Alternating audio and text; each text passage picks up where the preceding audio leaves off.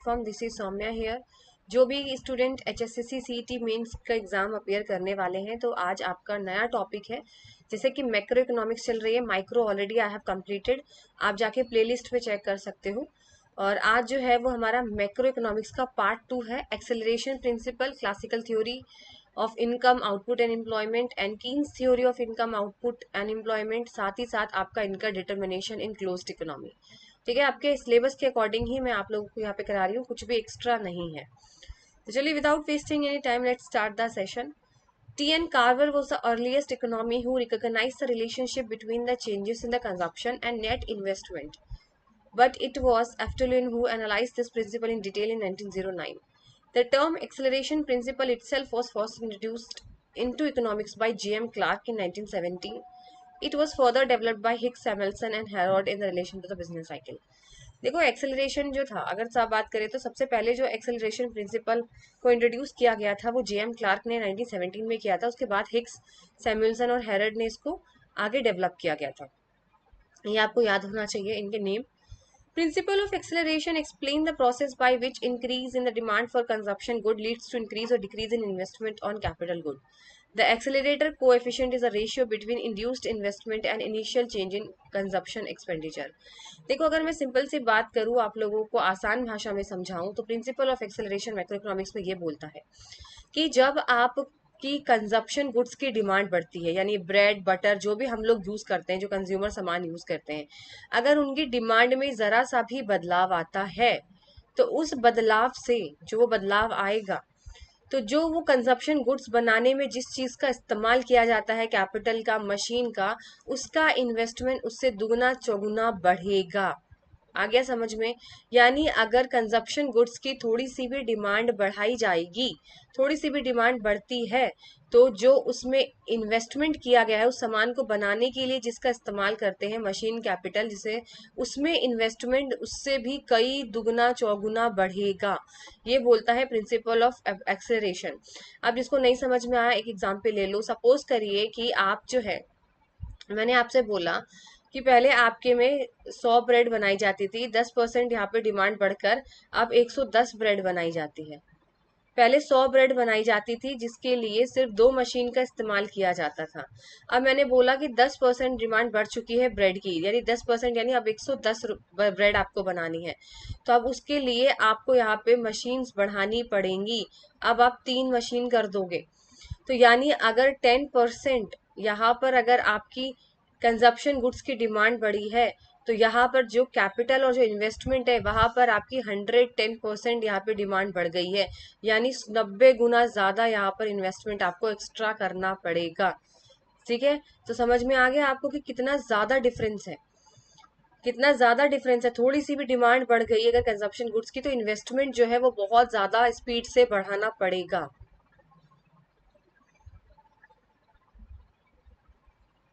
ये इसका फॉर्मूला दिया हुआ है, सिम्बोलिकली आप लोग को याद करना है। वी के नाम से एक्सेलरेशन है, delta I divided by delta C, यानी सिंपल सी बात है, इन्वेस्टमेंट में चेंज आना, किसकी वजह से? कंजप्शन की वजह से, सी की वजह से। ठीक है, अब जरा ये टेबल जरा बहुत ही ध्यान से समझने की कोशिश करेंगे।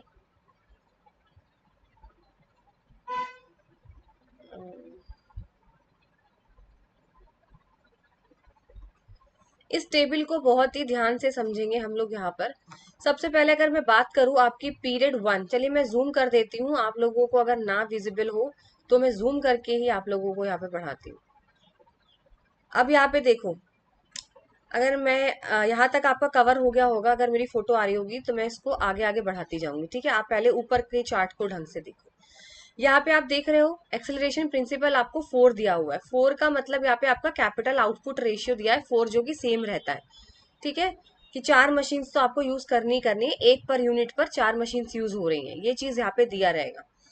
अगर आप पहला पीरियड देखो, पहला साल टी बना के दिया, टी का मतलब एक ब्रेड समझ के चलना। ठीक है, तो एक ब्रेड बनाने के लिए यहाँ पर जो है, सॉरी, एक साल में, एक साल पीरियड इन ईयर्स दिया हुआ है, तो एक साल में आप यहाँ पे देख सकते हो टी का कोई भी ईयर मान लीजिए, कोई भी साल है ईयर, तो टोटल आउटपुट आप यहाँ पे 100 ब्रेड बनाते थे, और 100 ब्रेड बनाने के लिए आपको यहाँ पर 400 आपका खर्चा होता था। 400 कैसे होता था मैम?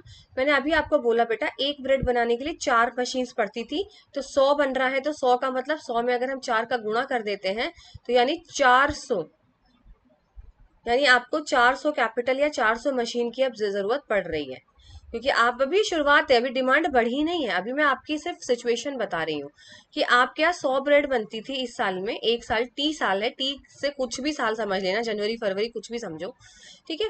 तो टी है, टी के अंदर क्या हुआ था कि 100 ब्रेड बनाई जा रही थी, और एक ब्रेड बनाने के लिए यहाँ पे 4 मशीन की जरूरत पड़ती थी, और हमारे यहाँ 100 ब्रेड बन के आती है, तो 100 ब्रेड बन के आती है यानी 100 इंटू 4, यानी 400 कैपिटल हमें जरूरत होता है, ठीक है। अब हर 400 मतलब हम खर्चा करते हैं, हर साल हमारा 400 का खर्चा होता है बनाने के लिए। अब आता है रिप्लेसमेंट इन्वेस्टमेंट। देखो रिप्लेसमेंट इन्वेस्टमेंट फिक्स रहता है, यानी आप हर साल कोई ना कोई मशीनरी तो आपको बदलनी ही पड़ेगी, क्योंकि मशीन डेप्रिशिएट करती है, आपको पता है, मशीन खराब हो जाती है, तो हर साल हम मशीन भी बदलते हैं, उसका भी खर्चा आप लिख लो। मतलब हर साल एक मशीन तो जरूर बदली जाएगी, तो उसका खर्चा है 40 रुपए मान के चलो, 40 करोड़ मान के चलो, 40 हजार, कुछ भी मान के चलो, 40 यूनिट मान के चलो, ठीक है। तो ये सेम रहेगा, क्योंकि बेटा आप हर साल मशीन रिप्लेस करोगे, तो 40 40 40 40 आप देख रहे हो पूरे में सेम रहने वाला है ये डिजिट। तो रिप्लेसमेंट का खर्चा भी हो गया आपका।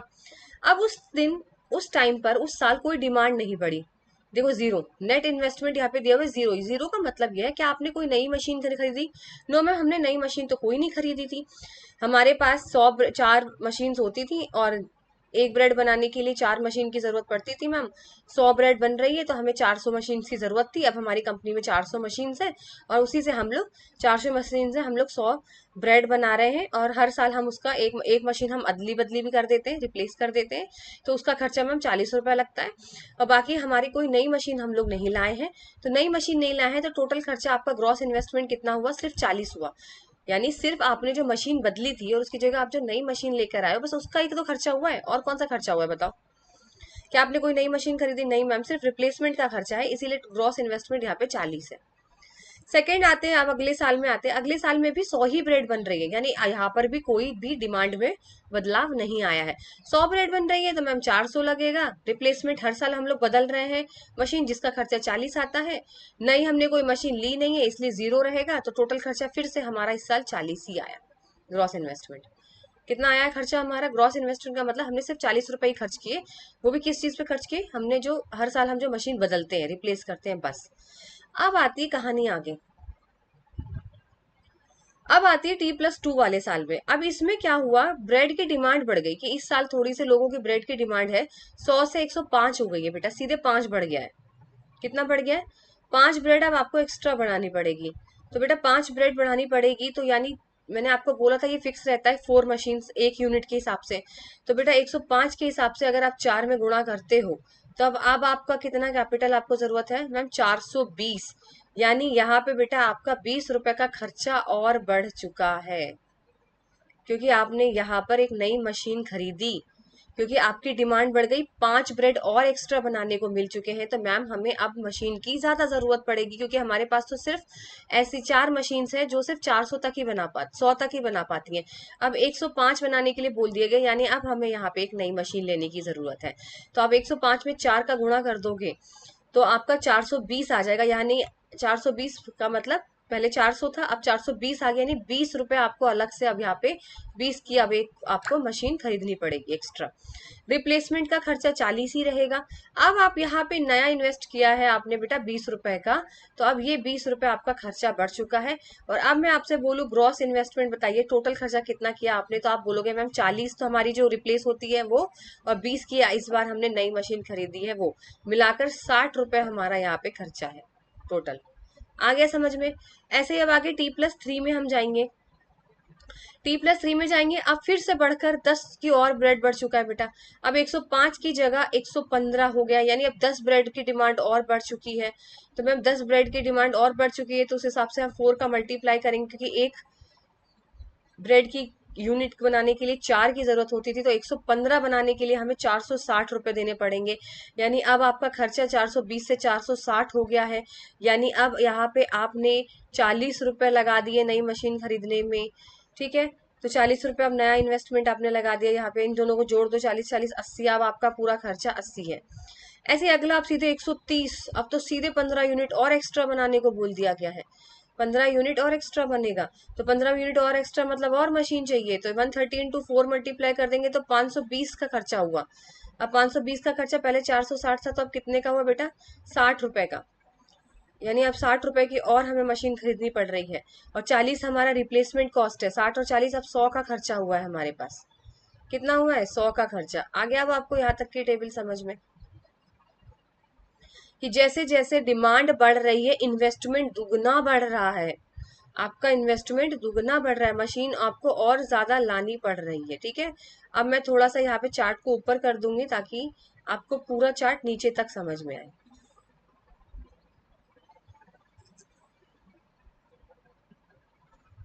अब हम आते हैं नेक्स्ट, देखो हम 100 तक पहुंच गए थे। अब क्या हुआ है यहाँ पर, अब जो है थोड़ा सा डिमांड घटनी शुरू हो गई है। अब देखो सीधे 130 से 140, यानी पहले तो हम 15 एक्स्ट्रा बना रहे थे ना भाई, 115 से 130 में मतलब 15 ब्रेड बना रहे थे और ज्यादा। अब बनाने हैं सिर्फ 10, 1 से 30 से लेके 1 से 40, यानी डिमांड तो बढ़ रही है पर बहुत धीरे बढ़ रही है, स्पीड वाली चीज नहीं रही। अब कम मांग रहे हैं लोग, पर कम मांग रहे हैं। तो कम मांग रहे, तो यानी 140 के 4 के हिसाब से अगर देखा जाए तो यहाँ पे 560, यानी 40 रुपए का खर्चा हुआ यहाँ पे आपका, मतलब 40 रुपए की आपने नई मशीन खरीदी। तो 40 और 40 80। अब यहाँ पे देखो आपका इन्वेस्टमेंट कम होता जा रहा है, 80 से 100 के बाद आप देख रहे हो एक टाइम पर आपका इन्वेस्टमेंट बेटा यहाँ से कम होता जा रहा है। ये देखो कम क्यों हो रहा है, क्योंकि डिमांड जो है अब बहुत धीरे धीरे, अब लोगों को इतनी ज्यादा जल्दी नहीं है, अब मांग रहे हैं पर बहुत कम मांग रहे हैं। ठीक है, फिर अब आप बात आगे देखो, 140 के बाद फिर 145, अब और कम हो गई है, अब सिर्फ 5 ब्रेड और मांग रहे हैं ज्यादा बस। तो पिछली बार तो तब भी 10 मांग रहे थे, अब 5 ही चाहिए उन्हें, 5 चाहिए, उस हिसाब से 580, यानी यहाँ पे 20। अब सिर्फ आपको 20 रुपए ही लगाने पड़ेंगे यहाँ पे मशीन के, टोटल खर्चा आपका 60 आ जाएगा। ऐसे करके फिर 140, फिर वही सेम चीज 20। यानी अब एक टाइम ऐसा आ गया है जहाँ पे डिमांड घट चुकी है, किसी को ब्रेड नहीं चाहिए, लोगों ने ब्रेड खानी बंद कर दी है, अब कोई ब्रेड नहीं खा रहा है, अब डिमांड नहीं आ रही है। तो आप यहाँ पे देख रहे हो 140 से 130, यानी ये बेटा यहाँ पर आपकी डिमांड 10 से कम हो चुकी है, यहाँ पे 10 से कम माइनस में आ गई है, 10 से कम हो चुकी है। देख रहे हो आप यहाँ पे माइनस पे आ गए हो आप, -40। यानी अब आपकी मशीन सड़ रही है रखी रखी, क्योंकि अब ब्रेड बन नहीं रहे हैं, डिमांड लोग कर नहीं रहे हैं, मशीन जो है वो आपकी, नया तो तुम छोड़ो, तुम पुराना भी यूज नहीं कर पा रहे हो। नई मशीन तो बहुत दूर की बात है लेने की, अब आपकी पुरानी मशीन भी आप यूज नहीं कर रहे हो, जिसकी वजह से देखो नेगेटिव में आपका आ गया है यहाँ पर इन्वेस्टमेंट माइनस में, और आपकी खर्चा अब यहाँ पे आ गया है जीरो, एकदम डिमांड कम होने से बिल्कुल जीरो। अब आपको समझ में आ गया ये वाली सिचुएशन, कि पहले डिमांड बहुत स्पीड से बढ़ती है तो इन्वेस्टमेंट बहुत स्पीड से बढ़ेगा, डिमांड तो बढ़ रही है पर धीरे बढ़ रही है, तो इन्वेस्टमेंट जो है वो आपका गिरने लगेगा, और फिर बाद में जब डिमांड बिल्कुल खत्म हो जाएगी तो आप जीरो पे पहुंच जाओगे, इन्वेस्टमेंट जीरो हो जाएगी।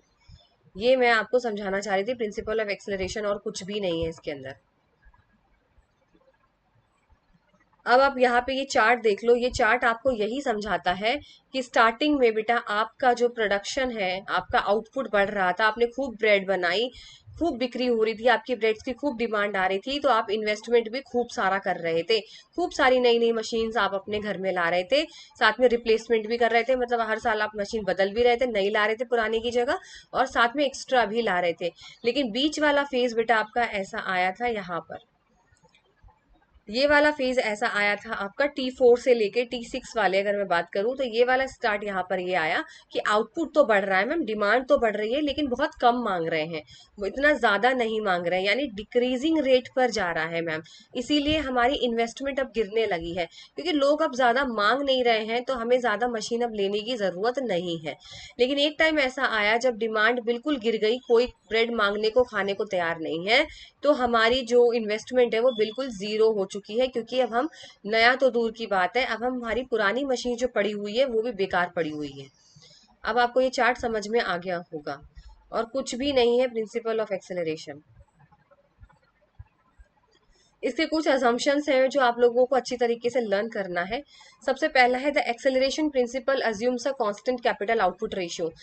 एक्सेलरेशन प्रिंसिपल ये बोलता है कैपिटल आउटपुट रेशियो सेम होना चाहिए। जैसे मैंने अभी आपको बोला था ना कि हर एक ब्रेड बनाने के लिए 4 मशीन्स की जरूरत होती है, V=4, तो वही बात कर रहे हैं कि सब जगह 4 4 से ही मल्टीप्लाई करना है, हर साल 4 ही होना चाहिए।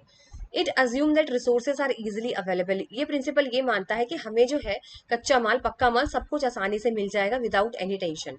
It assume there is no excess और आइडल कैपेसिटी इन प्लांट्स, वो ये मांग के चलते हैं कि हमारे पास कोई भी तरीके की फालतू की जगह नहीं है हमारी फैक्ट्री में कि भाई मशीन हमारी फालतू खराब हो रही है या हमारी मशीन काम नहीं कर रही, सब कुछ हमारे लिए अब हमारे पास बढ़िया है। It is assume that the increase demand is permanent, वो ये भी अज्यूम करके चलते हैं कि डिमांड बढ़ती रहेगी जिंदगी भर, पर ऐसा होता नहीं है, ये इनके अजम्पशंस है। It also assume that there is elastic supply of credit and capital, ये भी अज्यूम करते हैं कि अगर हमें सामान बनाने के लिए कुछ भी पैसों की जरूरत है, उधार लेना होगा तो हमें आसानी से बैंक दे देगी। And it assume that increase in output immediately leads to rise in the net investment, अब ये भी अज्यूम करता है कि जैसे जैसे डिमांड बढ़ेगी, आउटपुट बढ़ेगा, ब्रेड ज्यादा बनेगी, वैसे वैसे फटाक से हमें इन्वेस्टमेंट भी बढ़ाना होता है तुरंत की तुरंत ही। अब आते हैं theory of output income and employment, जो कि आपकी सबसे पहली क्लासिकल थ्योरी रहेगी, फिर कीन्स की थ्योरी रहेगी। कीन्स बोल देते हैं, ठीक है, या फिर आप किन्सियन भी बोल सकते हो, बट शॉर्ट फॉर्म में तो कीन्स की थ्योरी है ये। तो अब हम पढ़ते हैं classical theory of income output and employment. Classical की मतलब बहुत पुराने सोच वाले लोग थे जिन्होंने ये पहले थ्योरी बनाई। क्लासिकल इकोनॉमिक्स कौन कौन थे याद रखिएगा, एडम स्मिथ, डेविड रिकार्डो, जेबी से, एसी पीगू। इन्होंने ये बिलीव किया था कि free market capitalist economy automatically works toward full employment in the long run. यानी जो पुराने सोच के लोग थे उस टाइम पे, क्लासिकल थ्योरी के टाइम पे, उन्होंने ये माना था कि जो मार्केट है वो अपने आप ठीक हो जाएगा। जैसे आप लोगों को घर में आपसे कहते हैं ना कि जब आप बीमार हो जाते हो, अरे रहने दो अपने आप ठीक हो जाओगी 2 4 दिन में, तो वो ये भी वही चीज ये बोलते हैं कि मार्केट के अंदर सब कुछ अपने आप ठीक हो जाएगा, मार्केट में कोई भी बेरोजगार नहीं है। लॉन्ग रन में, शॉर्ट रन में हो सकता है, शॉर्ट रन का मतलब कम टाइम में ऐसा हो सकता है, टेम्परेरी फेज पे ऐसा हो सकता है कि कुछ टाइम के लिए लोग बेरोजगार हैं, कुछ टाइम के लिए महंगाई हो गई है, लेकिन लंबे टाइम पे ऐसा कुछ नहीं होता। लंबे टाइम में पूरी बेरोजगारी नहीं होती है किसी भी तरीके की, सबको नौकरियां होती हैं और यानी फुल एम्प्लॉयमेंट होता है। ये चीज यहाँ पर बोला, क्या आपको ऐसा लगता है कि फुल एम्प्लॉयमेंट होगा?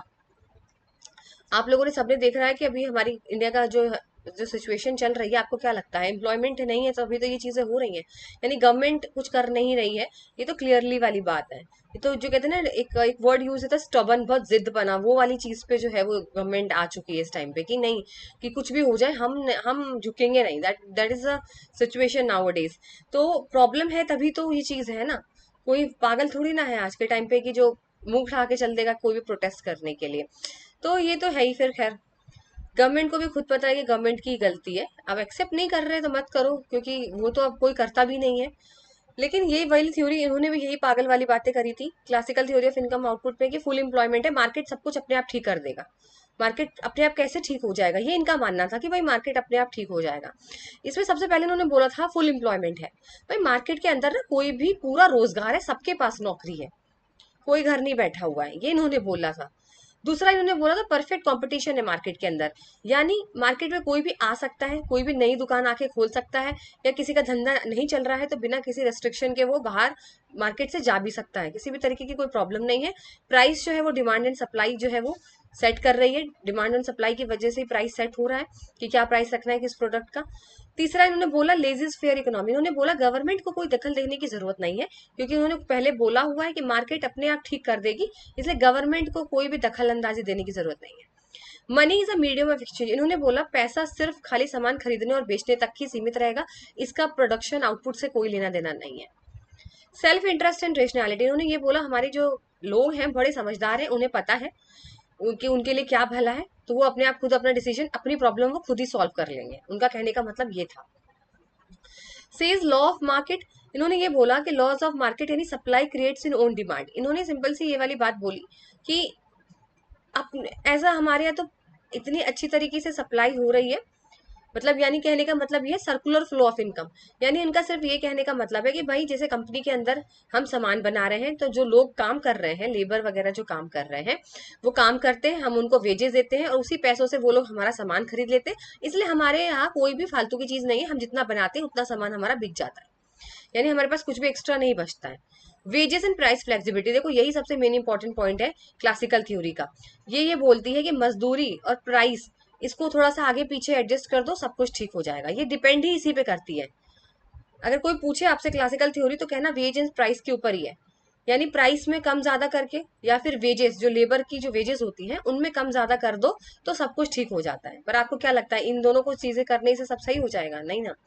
Interest rate flexibility, interest rate flexibility में ये बोलता है कि भाई आपकी सेविंग आपके इन्वेस्टमेंट के बराबर होगी, आपकी सेविंग आपके इन्वेस्टमेंट के बराबर होगी। ये काम करेगा इंटरेस्ट रेट। इंटरेस्ट रेट मतलब बैंक काम करेगी। अगर भाई ज्यादा जो है लोग ज्यादा पैसा जो है वो जा जाके बैंक में जितना ज्यादा जमा करेंगे तो उनको ज्यादा ब्याज देगी बैंक। भाई बैंक जब आपको ज्यादा ब्याज देने लगेगी तो आप अपना सारा पैसा जाके बैंक को ही दोगे। अगर बैंक 10% की जगह 20% आपको ब्याज देने लगे ना तो आप भी जाकर एफडी करा लोगे, आप भी जाके अपना पैसा बैंक में जमा करा लोगे। ठीक है। और वही आपका जो पैसा है, वो जो बड़े बड़े व्यापारी हैं इन्वेस्टमेंट करते हैं, वो वही पैसा लोन के फॉर्म में लेते हैं। वो लोन लेते हैं, उनको वो कम ब्याज पे लोन दे देते हैं। तो अगर वो कम ब्याज उनके लिए इंटरेस्ट रेट कम कर देंगे तो वो ज्यादा से ज्यादा बैंक से क्या करेंगे, लोन उठाएंगे। तो ये काम करने के लिए इसमें बोला है। तो ऐसे करके सेविंग और इन्वेस्टमेंट बराबर हो जाती है। लॉन्ग रन इक्विलिब्रियम फोकस, उनका कहना यह है कि हम जो है वो छोटे टाइम के लिए नहीं कर रहे, हम ये कह रहे हैं लॉन्ग टर्म में अपने आप दोनों चीजें बैलेंस हो जाएंगी, आपको चिंता करने की जरूरत नहीं है। नो ओवर प्रोडक्शन, कह रहे हैं हमारे यहाँ तो ओवर प्रोडक्शन भी नहीं होता, जितना हम सामान बनाते हैं उतना हमारा बिक जाता है। पता नहीं कौन से दुनिया में थे ये लोग, classical theory of income output वाले। ठीक है। फिर आता है determination of output. In classical analysis total output in the economy depends on the aggregate function, production function. It shows the maximum output that can be produce using technology and factor production. ये formula दिया हुआ है इनका। देखो determination of output का सीधा सा मतलब ये था कि ये जो है वो आपकी सप्लाई के ऊपर डिपेंड करता है आउटपुट, कि आप कितना सप्लाई हो रहा है उसके हिसाब से उतना आउटपुट बना लो। इससे डिमांड का कोई लेना देना नहीं है। वो लोग ये सीधा ये बोल रहे हैं कि डिमांड से कोई लेना देना नहीं है, जितना भी सप्लाई हम करना चाहेंगे उतना ही आउटपुट बनेगा। ये सप्लाई के ऊपर ये जो है वो पूरा डिपेंड था। फिर इन्होंने दूसरा बोला determination of employment in labour market. Labour market में इन्होंने ये बोला कि एम्प्लॉयमेंट लेवल जो है वो डिटरमाइन होता है by the intersection of demand for labour and supply for labour. जब जब आपका डिमांड फॉर लेबर और जब आपका सप्लाई ऑफ लेबर दोनों एक दूसरे को काट देते हैं, ठीक है, और जो ये मिड पॉइंट बचता है, ये बीच वाला पॉइंट, यही आपका एम्प्लॉयमेंट का फुल एम्प्लॉयमेंट है। यानी यहाँ पे पूरी पूरी रोजगार है, फुल एम्प्लॉयमेंट है इस वाले केस में। जब आपका डिमांड फॉर लेबर और सप्लाई ऑफ लेबर दोनों एक दूसरे को काट दें। अब यहाँ पे थोड़ी सी चीज ढंग से समझना। यहाँ पे जो एम्प्लॉयमेंट का रिश्ता है वो रियल वेजेस के साथ है। मैम रियल वेजेस क्या होता है? जैसे मैंने आपको बोला आपके परचेजिंग पावर की बात कर रहे हैं, आपकी खरीदने की क्षमता कितनी है। मैंने आपसे बोला कि मेरी सैलरी एक साल पहले 20,000 थी और आज मेरी सैलरी 30,000 है एक साल बाद। तो आप बड़े खुश हो जाओगे मैम आपके तो 10,000 रुपए बढ़ गए। लेकिन आप एक बात बताइए, पिछले एक साल में, पहला एक साल जो था पिछला वाला, उसमें जो चीज मैं पहले एक चीज वहां पर 1,000 रुपए की एक ड्रेस खरीदती थी, आज के टाइम पे वही ड्रेस मुझे 2,000 में मिल रही है। यानी मेरी सैलरी तो बढ़ गई है लेकिन जो चीजें हैं वो भी तो महंगाई की वजह से डबल नहीं हो गई हैं। पहले आप लोगों ने देखा होगा आपकी सैलरी 2,000 हुआ करती थी, 2-2 रुपए में नमकीन, 2-2 रुपए में बिस्किट, 2-2 रुपए में आया करते थे। जैसे जैसे आपकी सैलरी बढ़ी इनके दाम बढ़ गए। तो बेटा आप वही की वही हो, आपका कोई फायदा नहीं हुआ। आप सोचते हो सैलरी नाम नाम की बढ़ी, that is called nominal wages, यानी नॉमिनल है, वो तो नाम की है खाली, रियल नहीं बढ़ी है। रियल बढ़ने का ये होता है कि आपकी क्षमता खरीदने की कितनी, आप उतने वही के वही हो। जितनी आपकी सैलरी बढ़ी उतनी महंगाई बढ़ चुकी है, that is your real veg. हमें महंगाई हटा के देखना है कि हम कितना खरीद सकते हैं, वो रियल वेजेस है। तो इसके अंदर ये बोला गया था कि जो सप्लाई ऑफ लेबर फंक्शन है वो डायरेक्टली प्रोपोर्शनल होता है रियल वेजेस से। सप्लाई ऑफ लेबर का मतलब ये होता है कि बेटा एक बात बताओ, जो लेबर है, जो हमारे आज के टाइम पे लेबर है, वो यही चाहते हैं ना कि अगर उनकी वेजेस बढ़ेंगे, वो इतना मजदूरी करते, इतनी मेहनत करते हैं, अगर उनकी वेजेस बढ़ेगी तो वो ज्यादा से ज्यादा लोग अपने घर से बाहर काम के लिए निकलेंगे। निकलेंगे कि नहीं निकलेंगे? अगर मजदूरी सबको अच्छी मिलने लगे, सोचो सबकी रियल वेज बढ़ने लगे, जैसे भी ये लोग पर डे काम करते हैं, अगर इनका पर डे काम बढ़ा दिया जाए, सोचो बोला जाए कि आज आपको अभी 1,000 देते थे, अब आपको 2,000 या 3,000 रुपए मिलेगा पर डे काम करने का, तो जो लोग हैं वो ज्यादा से ज्यादा काम करने के लिए निकलेंगे। इसीलिए ये डायरेक्टली प्रोपोर्शनल होता है। यानी अगर आपका रियल वेज बढ़ेगा, अगर आपका रियल वेज RW बढ़ता है तो आपकी लेबर की सप्लाई भी बढ़ेगी बेटा। लेबर ज्यादा से ज्यादा आकर काम करने की कोशिश करेंगे कि भाई अच्छी दिहाड़ी मिल रही है, हम काम करेंगे। लेकिन अगर रियल वेज नहीं बढ़ता है तो लेबर कहेगा कि 100 रुपए में, 1,000 रुपए में काम करने से तो अच्छा है कि हम अपने घर पे बैठे।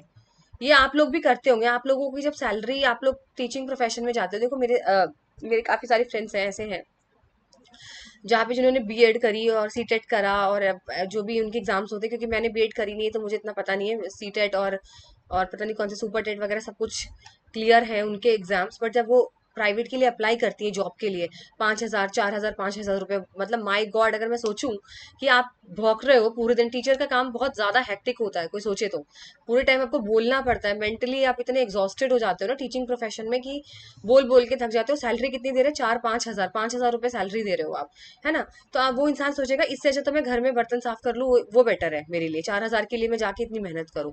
तो वही लेबर वाले के लिए, अगर आप वेजेस बढ़ा दोगे तो लेबर की सप्लाई बढ़ जाएगी। इसलिए डायरेक्टली प्रोपोर्शनल, डायरेक्टली मतलब एक बढ़ेगा तो दूसरा भी बढ़ेगा।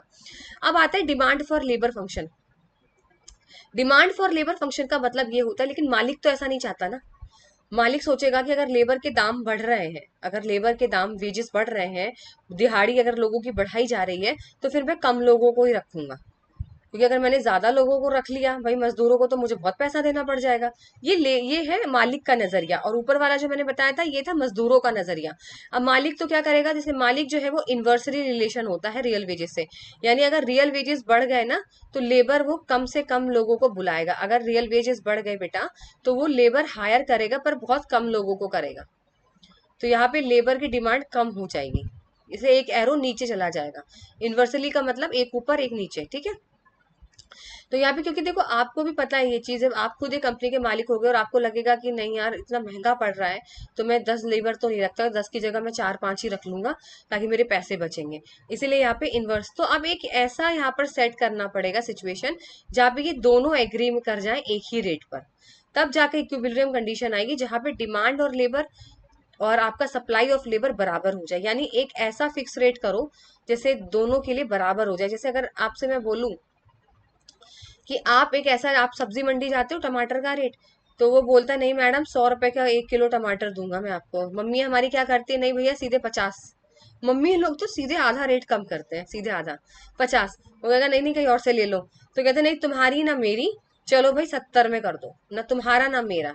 तो ये जो बीच वाला पॉइंट हो जाता है ना, जहां पर देने वाला भी तैयार है और लेने वाला भी, दैट इज कॉल्ड इक्विलिब्रियम।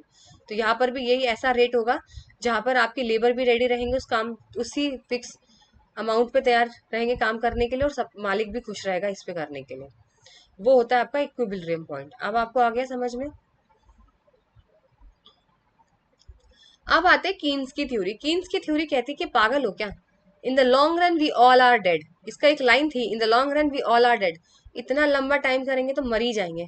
कब अपने आप मार्केट सुधरेगा, अपने आप मार्केट ठीक हो जाएगा, अगर इसका इंतजार करेंगे तो एकदम हम ही निकल लेंगे। जैसे अभी हम कहते हैं ना हमारी सरकार कब सुधरेगी, जब तक हम सरकार का सुधरने का इंतजार करेंगे तब तक तो हमारा टाइम आ जाएगा ऊपर जाने का।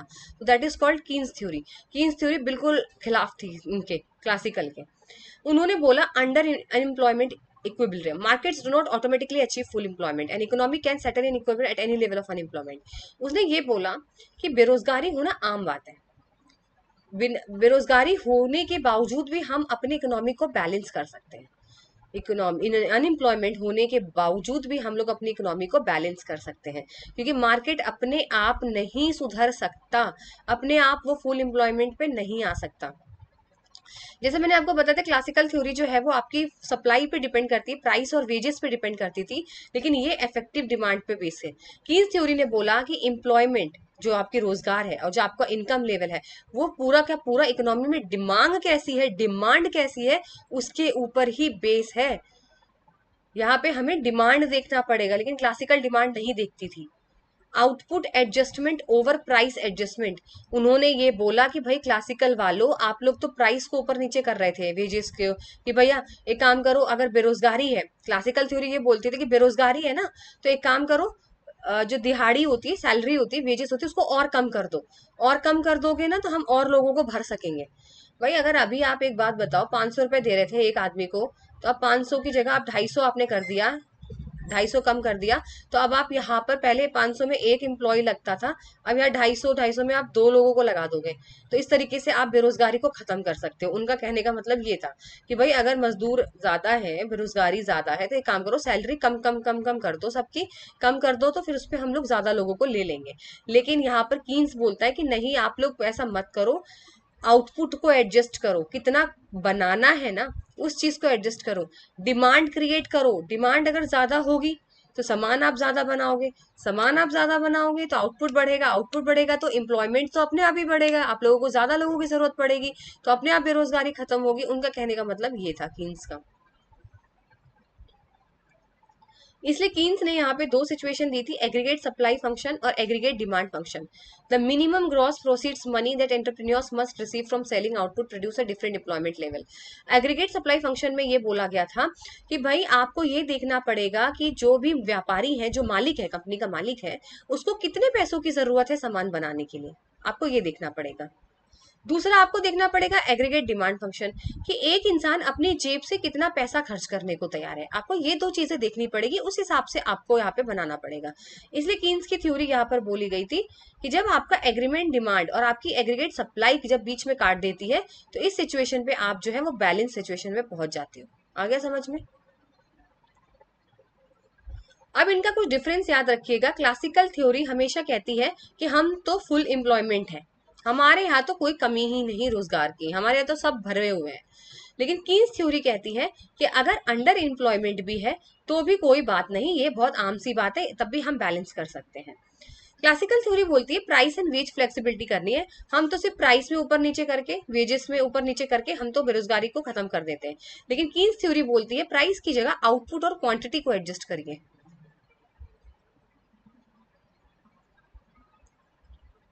ठीक है। फिर क्लासिकल थ्योरी बोलती है supply creates N one demand, लेकिन ये बोलता है कि नहीं, आपको इफेक्टिव डिमांड देखना पड़ेगा, जितनी कितना आपकी कंपनी जो है को पैसा चाहिए बनाने के लिए, वहां उनको उतना पैसा दीजिए, और कितना कस्टमर अपनी जेब से खर्च करने को तैयार है। जब ये दोनों चीजें बराबर हो जाएंगी तभी आप यहाँ पर इक्विलिब्रियम कर सकते हो। क्लासिकल थ्योरी ने बोला था कि मनी सिर्फ एक मीडियम ऑफ एक्सचेंज है, सिर्फ पैसा लेना और सामान खरीदना। लेकिन यहाँ पर कीन्स ने बोला कि ये सिर्फ खाली ये माध्यम नहीं है, इसमें हम स्टोर ऑफ वैल्यू भी कर सकते हैं, यानी हम अपने पैसे को बचा के भी रख सकते हैं आगे के लिए। यहाँ पर क्लासिकल थ्योरी में गवर्नमेंट का कोई रोल नहीं है, लेकिन कीन्स थ्योरी में गवर्नमेंट का रोल है। इन्होंने ये बोला मार्केट क्यों अपने आप को ठीक करेगी, कीन्स ने बोला मार्केट अपने आप को क्यों ठीक करेगी। अगर आपको लग रहा है कि सरकार को ऐसा लगता है कि भाई हमारे यहाँ बेरोजगारी है, तो आप कुछ काम करवाइए ना, हॉस्पिटल खुलवाइए, इंफ्रास्ट्रक्चर खुलवाइए, रोडवेज खुलवाइए, हाईवे बनवाइए, अपने आप लेबरों की जरूरत पड़ जाएगी। फिर तो जिनके पास नौकरी नहीं है वो खुद आकर काम करने लग जाएंगे। आप कुछ करिए ना, आप हाथ पे हाथ नहीं बैठोगे करके। लेकिन क्लासिकल क्या बोलती थी, गवर्नमेंट कोई यहाँ पर दखल नहीं देगी। लेकिन कीन्स बोलता है कि आइए गवर्नमेंट जी और अपना इंटरवेंशन करिए, आइए अपनी कोई पॉलिसी निकालिए, फिजिकल पॉलिसी को एक्टिव करिए, थोड़ा सा सरकार खर्चा कर दीजिए लोगों के ऊपर, हेल्थ एजुकेशन पे खर्चा करोगे तो लोगों को रोजगार मिलेगा। क्योंकि आप जब सोचो आप हाईवे बनाओगे तो उसमें कितने लेबर्स को काम मिल जाएगा, नहीं मिल जाएगा, कितने इंजीनियर्स को काम मिल जाएगा। तो ये सरकार के हाथ में है कि बेरोजगारी आ गई है तो आप कुछ करिए। ठीक है, ये लॉन्ग रन फोकस करता है क्लासिकल। उन्होंने बोला कि लंबे टाइम पे, पर ये बोलता है लंबे टाइम तक तो हम मर ही जाएंगे, तो हमें छोटे टाइम में ही, कम से कम टाइम में जल्दी से जल्दी हमें ये करना होगा। तो कीन्स जो है वो शॉर्ट रन में फोकस करता है।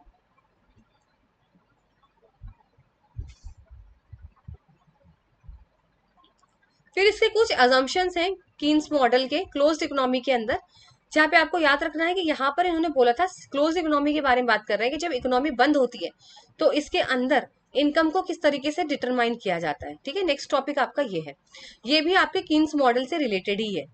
तो इन्होंने बोला सिंपल क्लोज इकोनॉमी, इन्होंने बोला सिर्फ दो ही सेक्टर होंगे, एक होगा हाउस होल्ड, एक होगा फर्म। यानी यहाँ किसी तरीके की सरकार का रोल नहीं है, फॉरेन का रोल नहीं है, कोई इंटरनेशनल रोल नहीं है। एक तो हम है हाउस होल्ड वाले, कंपनीज है, इन्हीं दोनों के बीच पैसा घूमेगा इधर से उधर बस। ठीक है, फिक्स्ड प्राइस एंड वेजेस, उन्होंने बोला कि आपका प्राइस और वेजेस दोनों फिक्स रहेंगे, क्योंकि क्लासिकल क्या बोलता था, दोनों फ्लक्चुएट करेंगे। डिमांड ड्राइवन आउटपुट, इन्होंने ये बोला कि इंक्रीज इन एग्रीगेट डिमांड, अगर आपकी डिमांड बढ़ती है तो इससे आपका रियल आउटपुट भी बढ़ेगा। ऑटोनॉमस इन्वेस्टमेंट, ऑटोनॉमस इन्वेस्टमेंट इसने ये बोला है चाहे आपकी इनकम बढ़े या ना बढ़े, सरकार से हमें नहीं मालूम है, आपकी सरकार से हमें मतलब ही नहीं है कि सरकार की इनकम बढ़ रही है या नहीं बढ़ रही है, हमारे पूरे देश की आय बढ़ रही है या नहीं बढ़ रही है। इतना इन्वेस्टमेंट तो आपको अगर करना है तो आप करके ही रहोगे। यानी अगर आपने सोच रखा है 40 करोड़ एजुकेशन पे देना है तो देना ही देना है, चाहे आपकी राष्ट्र आय बढ़े या ना बढ़े, उससे हमें मतलब नहीं है। इसलिए यहाँ पे फॉर्मूला दिया हुआ है AD is equal to C plus I, यानी कंजप्शन फंक्शन दिया हुआ है कि भाई कितना कंजप्शन, कितना हमारी इनकम आ रही है, टोटल हमारी कितनी इनकम है उसका हम कितना हिस्सा हम खर्च कर रहे हैं, अपने पर्सनल कितना खर्च कर रहे हैं। जैसे आपकी सैलरी आ रही होगी तो उसमें से आप कितना परसेंट खर्च करते हो अपने खाने पीने कपड़े क्लोथिंग सब में, वो चीज है। और दूसरा है सेविंग फंक्शन। ठीक है, सेविंग फंक्शन में क्या होता है कि आप कितना बचा रहे हो। भाई आपकी सैलरी बढ़ी है तो आप कितना उसमें से बचा रहे हो, तो ये चीज यहाँ पे बोलते हैं मार्जिनल प्रोपेंसिटी टू सेव, जो मैं आपको पढ़ा चुकी हूँ। अब यहाँ पे दो अप्रोच बोली गई है कि लेवल ऑफ इनकम को हमें बैलेंस कैसे करना है। तो बैलेंस जब भी करेंगे जब हमारी डिमांड सप्लाई के बराबर होती है भाई, जब हमारी डिमांड हमारी सप्लाई के बराबर होती है। लेकिन कीन्स थ्योरी ने दो अप्रोच दी थी, एक तो एग्रीगेट डिमांड एग्रीगेट सप्लाई के बराबर हो जाए, दूसरी बोली थी सेविंग इन्वेस्टमेंट के बराबर हो जाए। अगर ये दोनों अप्रोचेस अगर आप कर लेते तो आप समझ लीजिएगा कि आप जो है वो इनकम लेवल आपका बैलेंस हो चुका है। अब यहाँ पे एक चार्ट आया है, इसको आप जरा ढंग से देखेंगे। यहाँ पर अगर मैं आपसे आप यहाँ पे देखूं तो मैंने आपसे बोला यहाँ पर कि एम्प्लॉयमेंट थी यहाँ पे जीरो, कोई नहीं है, इनकम भी जीरो थी। लेकिन आप एक बात बताइए, अगर आप भला ही 1 रुपए भी ना कमाओ तो क्या आप बिना खाए रह पाओगे? अगर मैं आज आपसे मैं बोलती हूँ कि आज मेरे पास एक भी रुपए नहीं मेरी जेब पे, तो क्या मेरा खर्चा नहीं होगा? कम से कम 2 ब्रेड तो खाऊंगी ना, जीने के लिए पानी तो पीऊंगी ना, तो चाहे उधार लेकर आऊं तो कंजप्शन तो होगा ही होगा। चाहे आपकी जेब में चवन्नी ना हो लेकिन खर्चा तो होगा ही होगा। ठीक है, सेविंग तो होती नहीं है, माइनस है। तो वही वाली चीज बोली गई है, C+I यहाँ पर आपका यहाँ पर बोला गया है। और इन्वेस्टमेंट आपकी कितनी है? 30। ठीक है, इन्वेस्टमेंट आपकी फिक्स रहेगी। जैसे मैंने आपको बोला था आपकी इनकम बढ़े या ना बढ़े, ऑटोनॉमस इन्वेस्टमेंट सेम रहती है। यहाँ पे दिया हुआ है 30, मैंने अपने मन से नहीं दिया हुआ, क्वेश्चन में आपको दिया रहेगा। ऑटोनॉमस इन्वेस्टमेंट आपको दिया हुआ है 30, यानी इतना तो आप सरकार आपके ऊपर खर्च करेगी करेगी, 30 तो करेगी करेगी, चाहे इनकम बढ़े या ना बढ़े, ये तो खर्चा ही है। तो टोटल डिमांड कितनी हुई आपकी? 30 और 30 60। C+I फॉर्मूला आपको याद रहेगा, कंजप्शन प्लस इन्वेस्टमेंट 60। लेकिन सप्लाई नहीं है, क्यों नहीं है मैम? सेविंग नहीं है बेटा आपकी। जब आप उधार मांग मांग के ला रहे हो तो सेविंग तो जीरो है ना, -30 है। तो -30 प्लस और consumption 30, minus plus minus cut जाएंगे, जीरो आंसर आ जाएगा। तो यहाँ पर इसका मतलब यह है कि डिमांड ज्यादा है सप्लाई से और इन्वेस्टमेंट ज्यादा है सेविंग से। आमदनी अठन्नी खर्चा रुपया, ये वाली हाल है यहाँ पे। फिर जैसे जैसे बढ़ा, अब एम्प्लॉयमेंट हुए 5 लाख लोगों को एम्प्लॉयमेंट मिला, 5 लाख लोगों को रोजगारी मिली, रोजगार मिला।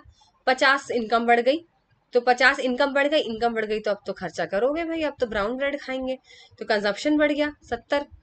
लेकिन सेविंग अभी भी नहीं बढ़ाई आप लोगों ने, सेविंग अभी भी हम नहीं बढ़ रहे, क्योंकि खर्चा अभी भी आपने आमदनी अठन्नी खर्चा रुपया कर दिया। भाई 50 रुपए की सैलरी आई थी, 70 का खा गए, यानी 20 का नुकसान और कर गए आप तो। -20, सेविंग तो छोड़ो, आपने एक्स्ट्रा खा लिया।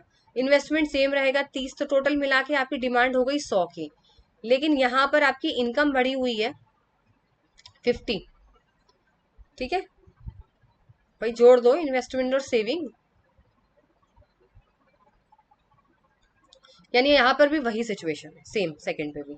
अब थर्ड पे आते हैं, अब 10 लाख लोगों को रोजगार, 5 लाख लोगों को और रोजगार मिल गया। अब इनकम 100 बढ़ गई, सीधे 100 बढ़ गई, तो आपने 100 का ही 100 खर्च कर डाला। चलो कम से कम नेगेटिव तो नहीं आया, जितने थे उतने खर्च कर दिए, यानी सेविंग अब आ गई 0। और इन्वेस्टमेंट है 30, इन्वेस्टमेंट है 30।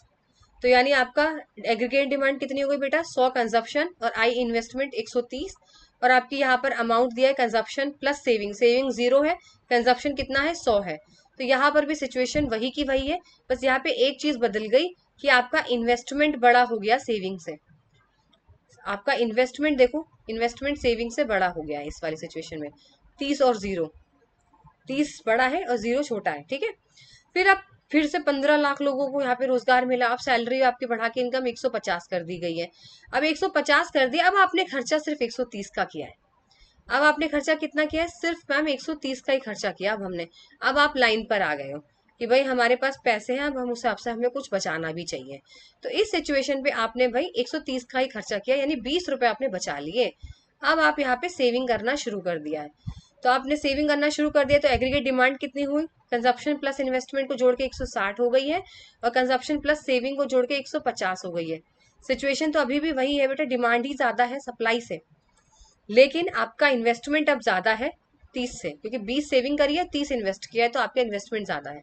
अब ये आते हैं इक्विबिलियम पॉइंट, जहां पे 20 नंबर है। अब 20 लाख लोगों को एम्प्लॉयमेंट मिल चुका है, 200 इनकम बढ़ चुकी है, जिसमें से 170 आपने खर्च किए थे, 30 आपने बचा लिए बेटा, और 30 आपका इन्वेस्टमेंट था। और अब आपकी एग्रीगेट डिमांड भी 200 हो चुकी है और सप्लाई भी 200 हो चुका है। ये सिचुएशन थी इक्विलिब्रियम की, जहां पर आपका एग्रीगेट डिमांड एग्रीगेट सप्लाई के बराबर हो जाए और आपकी सेविंग आपके इन्वेस्टमेंट के बराबर हो जाए। यही सिचुएशन हमें लानी थी बस, बाकी हमें पढ़ने की जरूरत है नहीं इसमें कुछ खास।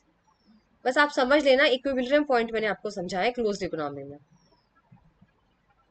ये ग्राफिकल रिप्रेजेंटेशन है जहां पे आप ये चीज देख सकते हो कि यहाँ पर आपका पॉइंट ई जो है इक्विलिब्रियम है, जहां पे जितना आपने खर्चा किया और जितना आपने आउटपुट प्रोड्यूस किया दोनों बराबर है। यानी अगर आपकी डिमांड ज्यादा थी, अगर आपकी डिमांड बेटा ज्यादा थी, जहां पे आप देख रहे होगे ना आपकी डिमांड ही ज्यादा थी हर जगह, तो यानी आपकी जो इन्वेंट्रीज थी वो अनप्लैंड हो रही थी, वेस्ट हो रही थी, आप ज्यादा बना रहे थे। एक तरीके का मैं आउटपुट के हिसाब से बता रही हूँ, ठीक है। और अगर आप दूसरे हिसाब से यहाँ पे देखो, तो अगर आपका डिमांड सप्लाई ज्यादा हो जाए तो यहाँ पे आप इतना ज्यादा बना के रख दोगे, डिमांड ही नहीं है। देखो भाई, अगर आपकी डिमांड ज्यादा हो जाए सप्लाई कम हो जाए तो आप ये समझो कि आपके पास जगह ही नहीं है सामान बनाने के लिए, आपके पास जगह ही नहीं थी सामान बनाने के लिए। यानी लोग इतना डिमांड कर रहे हैं पर आपके पास सामान ही नहीं है, समझ रहे हो। तो फिर आपको बढ़ाना पड़ेगा ना, प्रोडक्शन बढ़ाइए। और लेकिन जब आपकी सप्लाई ज्यादा हो जाती है तो फिर आपके पास इतना सारा फालतू का सामान हो जाता है। सप्लाई इतनी कर रहे हो, डिमांड कोई कर नहीं रहा है, तब आपको अपना आउटपुट कम करना पड़ेगा। और कब तक कम करोगे, जब तक एडी इज इक्वल टू ए, जब तक आपकी डिमांड सप्लाई के बराबर ना हो जाए। तो यही सिचुएशन यहाँ पर भूली गई है और कुछ भी नहीं है, बहुत सिंपल चीज थी। तो चलिए आज का सेशन यही तक था, आई होप आपको समझ में आ गया हो। अब आपका लास्ट बचेगा मैक्रो का इन्फ्लेशन। मैं आपको पूरा इन्फ्लेशन एक ही सेशन में करा दूंगी, फिर आपका मैक्रो खत्म हो जाएगा और हम नेक्स्ट यूनिट पे चलेंगे। वाकई अगर आपको कंटेंट समझ में आता है तो प्लीज मुझे कमेंट सेक्शन में जरूर बताइएगा। तब तक आपसे मिलते हैं नेक्स्ट सेशन में। Till then goodbye, take care.